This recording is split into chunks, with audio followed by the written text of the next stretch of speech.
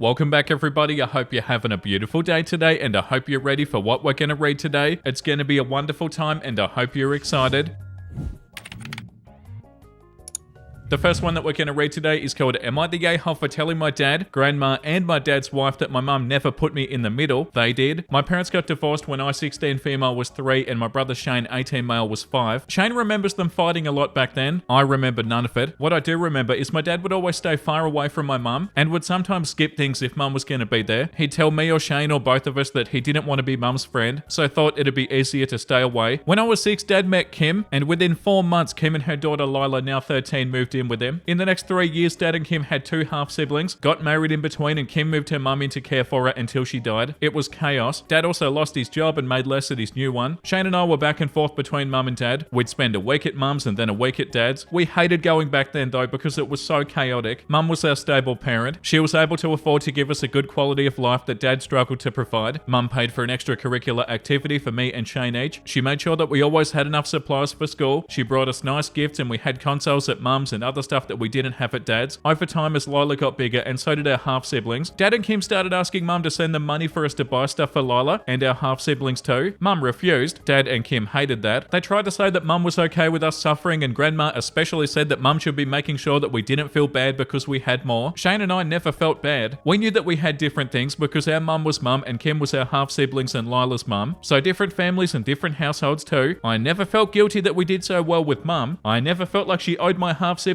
or Lila gifts or food or clothes. Grandpa used to say him and Grandma should do more since they were actually family, and our mum wasn't, and I agree with that, and I know Shane does too. A lot of stuff happened since, but a few months ago Mum brought me and my 2 best friends to a concert. Dad knew I was going and he told Kim and Lila about it, knowing that Lila had wanted to go as well, but they couldn't afford to go. This became a really big deal. Lila got so mad at me for it, and my dad and Kim got mad at Mum because I didn't apologize to Lila. They said that Mum put me in the middle of divorce stuff. Then a couple of days ago they were talking about it with Grandma, and they all said that Mum made me feel bad by putting me and Shane in the middle and making us watch our other siblings suffer while we did so well. Grandpa called them crazy. I told them Mum never put me in the middle. They did. And she never made me feel bad for having more because I never felt bad. I knew that comes with having different families. They told me to stop defending Mum. Grandpa told them to stop acting like Shane and I need to hate our mum because they do. Am I the a-hole? No, definitely not, OP. And your mum hasn't done anything wrong. Yeah, this comment, not the a-hole. Your dad and his wife sure like to play emotional warfare to extort your mum for paying for kids that she's not related to. Oh, if only your stepsister wasn't feeling so bad about that concert. How could that have possibly been avoided? Oh, I know. How about your dad hadn't rubbed it in her face just to try and make your mum the villain? Yeah, the dad and his partner are for sure in the wrong. Also, shout out to the grandpa too. The top comment says not the a-hole, and I love that your grandpa called them out. You're right, you live in 2 different households and the expectations and offerings at each are going to be different. It's your mum's job to provide you a loving, stable home, just as your dad needs to provide that for you and your other siblings. The extras can be different. The comment under that one says not the a-hole. Tell your father, a wife that you divorced and got a new wife and more children, while our mother only focuses on us. Your wife and children are not her responsibility. We are only her responsibility. She shouldn't work hard to provide for your family. They're not her family. If it's my mother who got married and we have step-siblings and half-siblings on her side, do you think it's your responsibility to pay for them? Yeah, and the one under that too, I'll just add that they shouldn't have said anything about the concert or even other stuff that the other family can't afford. There's no reason to rub it in. You don't talk about your great meals in front of hungry people, how great your family is in front of orphans, how nice this and that you've got going on in front of those without. The heart can't bear it. It's cruel. Yeah, the dad's definitely the a-hole about rubbing it in about the concert. That is cruel, and at the end of the day, yeah, it's not the mum's responsibility. OP's mum. The next one is called Am I the a-hole for telling my friend that most women would not marry him and mocking his minimum wage job? I'm a short guy, around 5'4" to 5'5", in my 30s. My friend Ian is around 6'1". I'd met him some time back at an event, and although he is really good looking, he works as a waiter at a restaurant. On the other hand, I make quite a lot, to put it mildly. Ian has a girlfriend, Julia. We were all hanging out at his place yesterday, along with some of his other friends. I'm a teetotaler and I absolutely loathe alcohol, but the others were getting drunk and began to make jokes. One of the jokes was about how short I was and that I'm still single. Ian said, "Dude, I'm not surprised that you're still single. You're really short and most women would pass on you immediately." The others laughed, including Julia. I was momentarily startled but then snapped. At least I don't struggle to make ends meet and work a minimum wage job. I added, most women won't consider you marriage material, by the way. Ian got extremely mad and began to argue with me, and so did the others. We had a huge verbal sparring. I asked them to F off, and in the end I left the place. Am I the a-hole? Wow, that's a really messed up thing for Ian to say. Like, yeah, that's awful and super hurtful and not a joke. That's not funny even a little bit. And of course, if they're laughing at you there, OP, you're not going to feel good. And you definitely shouldn't be friends with them either, OP. But at the same time, it doesn't even really sound like you like each other that much. And I do feel like you still could have handled it better, OP. But yeah, at most, it's an everybody sucks situation. Obviously, Ian sucks. But I guess you could have sort of played it off or, joked about it or left without escalating it. Maybe not also, though. Maybe it was justified. It's hard to say when you're not in the situation. Like, that's not funny what Ian said. The top comment does say not the a-hole. Drunk or not, he started it, so he definitely deserves such a reply. Alcohol brings out what's hidden in you, so Ian definitely meant what he said about you. It sounds like you both shouldn't hang out with each other, as it seems like your friends are manipulative and hypocritical. It'll only get more toxic for you in the long run. And the comment under that says they also have a pretty sad idea of what constitutes as a joke. Yeah, and also the fact that they all laughed at it. Like, that's not funny, and why is everybody else laughing? Most of the other comments besides the top comment are saying everybody sucks. The second top comment says everybody sucks, you both sound like you shouldn't be friends. Yeah, it really does sound like they don't like each other that much. And the comment under that says everybody sucks here. The although he's good looking, he is a waiter says it all. Yeah, it really did sound like OP was looking down on his friend because he was a waiter. And that's not good either. But also, you don't want friends that are a-holes to you. Like, I don't understand that sort of joking where people are just mean. It's not funny. Yeah, this comment too. You're an a-hole because you clearly have a holier-than-thou view on service workers, but Ian is also an a-hole. Yeah, it does sound like OP doesn't have the best attitude towards that sort of stuff. But yeah, 100%, don't get it twisted, OP. Ian is not a friend. Friends shouldn't be straight up hurtful to each other. The next one is called, am I the a-hole for telling my sister she's the fat one, not me? I, 17 female, and my sister, 21 female, got into a random argument about her not wanting to leave my room. Her room was so messy that she didn't have anywhere to sit, so she crashed into my room. We talked and were laughing, but after a time I really wanted to go back to my movie. I nicely asked her to leave, only for her to tell me I don't have any right to speak to her that way. I was very nice the first 6 times. Yeah, I counted when I asked her to leave, but she simply won't go. I started my movie again because I wasn't really looking for a fight, and she turned her phone up to the max looking at TikToks. That annoyed me and I told her to leave. Apparently I woke Thanos because she started to insult me, my room, my friends, and basically everything that was related to me. That is the usual when she wants to fight with somebody. But she said something about my grades, which are good but not the first in class, and I told her that she'll need to find better arguments for us, and she did. She then said, that's why you're so alone, because you're fat. Now, I'm aware that I'm no model. I'm 5'2" and I'm 150, but I'm trying to lose weight, and she's 5'1" and 250. That comment really hurt me, and I told her that between the two of us, she's the one that should watch what she eats. Now she won't talk to me, saying that I made her have depression. So am I the a-hole? Nah, definitely not, OP.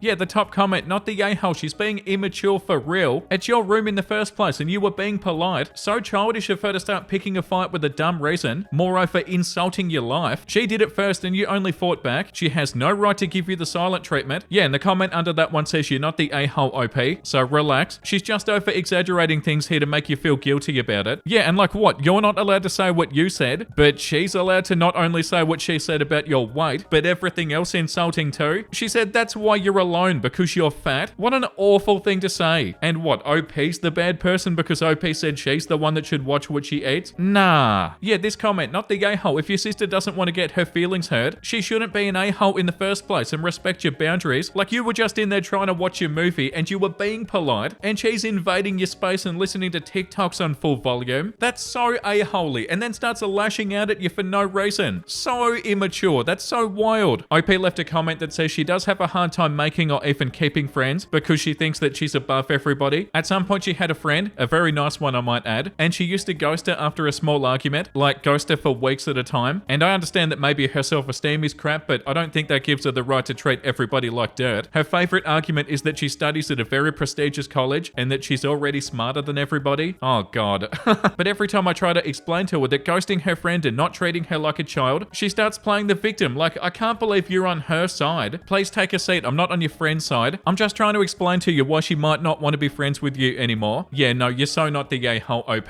People who think they're better than everybody or think they're smarter than everybody and treat people terribly because of that are the absolute worst. Okay, we're going to take a break from Am I the A-hole and read some very satisfying malicious compliance. They wanted me to use water-based paint on metal, so I did. So this happened about a month ago. I work as an industrial painter. I paint machinery, and typically whenever I get a job, they tell me what paint to use and color. But on this very day, I got an atypical job in which they wanted me to use water-based paint, latex, on a carbon steel job. Now, I went to my boss and I told her this won't work because this paint will make it rust, but she said, I don't care, just use the paint. They're going to be here next week. I got her to write down the paint that I was going to use with her signature, and I said, sure. If you don't understand putting water on a rustable metal, it's generally a bad idea, as rust ruining not only the paint job, but possibly weakening the metal itself. I did my job. After a day of prep work, I painted it, and I let it sit for a couple of days to dry, and then to cure, and a week after that, she came up to me expressing how it looks horrible as the rust was showing through the metal. I said I followed your instructions to the letter, and I told her again that water and air will make metal rust. After a little back and forth, she confided that she was in the wrong, but asked how do we fix it. The best option is to sandblast it to get all the paint off, and then use an oil-based paint. It was enamel. She got me the sand I needed, and now she trusts me when I say it's not going to work. So that's my story. Wow, I like this one. There's no drama. Everybody seems pretty reasonable. That's so refreshing. Yeah, like this comment says, a boss that acknowledges when at fault, fixes it, and learns from it. That's like a shiny Pokemon. I hope you'll keep working with her. And OP said she's actually a good boss and a customer pleaser, but she does give us dollar raises and tries to listen. Yeah, that's awesome. And this comment too. Wait, did I just read an MC story that ended with a boss that acknowledged her mistake? I think I'm not awake yet. Okay, one more on here and then we'll finish the episode on Am I the A-hole? You want me to take all of my stuff and leave? No problem. This was a couple of months ago back in May. I'd been living in an apartment with 3 other roommates, so 4 of us total, for about 8 months. We're all women in our 20s. I barely interacted with my other roommates at all. Just between our jobs and classes, we never really saw each other. We all had our own rooms as well. For some context, on the 5th of May, my fiance and I were planning to move into a new apartment together. So by the evening of the 4th, I had just about all of my belongings all packed up. More on that later. Though I barely interacted with my roommates, I felt like we coexisted well and we never fought or argued about anything, except for some very minor instances with Vicky and Kara. Those two were friends, and Vicky was definitely the messiest of the 4 of us living here. She would leave her clothes in the dryer for days, pile dishes in the sink for more than a week before cleaning them, and often forget food in the fridge until it would rot. Maybe 5 times during my time living there, I'd get a text in our group chat from Kara saying something like, hey OP, I talked to the others and they said the dishes in the sink aren't theirs, so please clean them. This was annoying, but it happened infrequently enough that it wasn't awful. And I figured that Vicky lied to Kara about messes since it was just easier to throw me under the bus rather than own up to it herself. On the evening of the 4th of May, so the night before I was planning to move out, Kara sent a very long scathing text to our group chat. She went on and on about how she's tired of my messes, hates all of my stuff strewn about the apartment, and also personally attacked me, calling me disgusting and inconsiderate. No way, and it's all Vicky's stuff. Since I was leaving the next day, I didn't see any reason to start a fight, so I just said it was her lucky day and I was actually moving out the next morning. She replied, whatever you say, just take all your stuff and leave. Now the malicious compliance, as I'd mentioned earlier, I'd packed almost all of my belongings already, but technically not everything. The 4 of us all moved into the apartment at the same date, but I moved in a few days earlier than the others. This means I'd bought a lot of the communal items myself. I was planning to leave those out of kindness, despite them being worth $400. However, once I got that text from Kara, I decided that I'd in fact take all of my stuff and leave. Those communal items included all the trash cans in the whole apartment, the Wi-Fi router, a large metal shelving rack, probably the one that hurt the most. The shelving rack would have been the most devastating loss for them since they had tons of stuff. For reference, the kitchen had 10 cupboards and 8 drawers, of which I used 2 cupboards and 1 drawer to store my items. The cupboards I used were also the ones above the microwave and the fridge since I'm the tallest, and I wanted to be considerate. All the rest of the cupboards, drawers, and the entire metal rack, which had 5 large shelves, were filled to the brim with my roommate's stuff. Essentially, there was absolutely no way they'd be able to fit it in that amount of space without buying another rack or putting it on the counter or on the floor. I was careful to keep all their stuff from the rack organized and neat when I removed it, and everything from the rack completely covered the counters and the kitchen table and the coffee table in the living room. I moved out peacefully with all of my belongings the next day, and I've been happy in my new apartment with my fiance. A few days after moving out, Vicky texted in the group chat that FYI, the Wi-Fi isn't working anymore. I wonder why. And at that point, I left the chat. I have wondered how long it took Kara to realize that it actually was never me that was making the messes in the apartment, but I guess I'll never know. Wow, that's unbelievable. So Vicky's the messy one and was blaming all of her messes onto you. Oh, that's so bad. Yeah, so Kara's still going to be living with Vicky and all the messes, and he's going to be like, oh, I called my roommate disgusting for no reason. Oh, Vicky sucks. So now what? Is Vicky going to blame one of the other two? Yeah, good on you for getting out of there, OP. Okay, the last one that we're going to read today. Am I the buttface for naming my daughter after a cicada without telling my wife its meaning? What?